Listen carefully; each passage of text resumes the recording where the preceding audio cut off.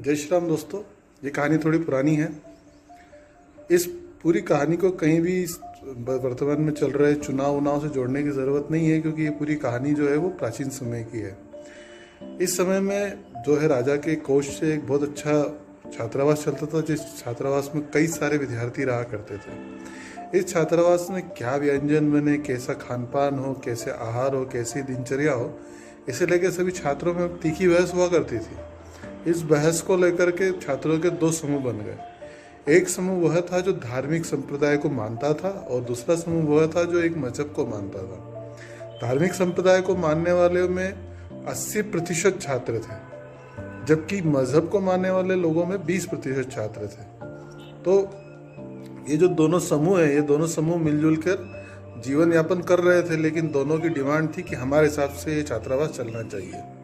तो अपने अपने हिसाब से छात्रावास को चलाने के लिए क्या करें, तो इसको लेकर के एक मतदान का विचार आया कि क्यों ना मतदान कराया जाए। तो मतदान में क्या करना पड़ेगा, तो मतदान में ये करना पड़ेगा कि हम अपना अपना वोट डालेंगे और जो समूह जो है जिस तरह का वोट देगा उस तरह से भोजन, आहार, अल्पाहार सब यहाँ पे बनने वाला है। तो सब तय हो गए। एक निर्धारित हुई एक तिथि, उस तिथि को सब इकट्ठा हुए और सबने वोटिंग की। अब इस वोटिंग में क्या हुआ, जो 20% मजहबी छात्र थे उन्होंने एक विशेष प्रकार का मांसाहारी व्यंजन अपने आहार में तय कर लिया। नाश्ते में भी इसी प्रकार का मांसाहार तय कर दिया। तो कुल मिला के 20% वोट मिले मांसाहार को। इसके साथ ही 80% जो छात्र थे उसमें भी कोई 10-12% छात्र ऐसे थे जो मांसाहार पसंद करते थे, तो उन्होंने भी अपना वोट इन्हें दे दिया। तो ये 32% वोट हो गया। अब दूसरे जो आहार थे उनका वोटिंग हुआ, तो उस वोटिंग में बड़े गजब के परिणाम आए।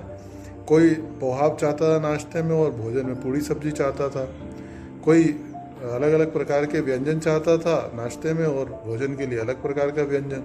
तो इस प्रकार से अलग अलग प्रकार के व्यंजनों की एक बड़ी श्रृंखला बन गई और सारे वोट अलग अलग प्रकार से बढ़ गए। तो 8% वोट मिले पोहा और पूड़ी वाले को, इसी प्रकार से 10% वोट मिले दाल बाटी वाले को, और इस तरह छोटे छोटे वोटों का ब्रंच बन गया। और ये सारे वोट जो है वो बढ़ गए, अलग अलग तरह से बिछड़ गए। तो कुल मिलाकर के इस हॉस्टल में तय हुआ कि जो मांसाहारी बच्चे चाहते हैं उस तरह का ही व्यंजन इस जो है हॉस्टल है इसमें दिया जाएगा। तो जो 20% छात्र थे उनके साथ कुछ लोग और मिले और उन्होंने जो है पूरे छात्रावास पे अपने प्रकार का आहार थोप दिया।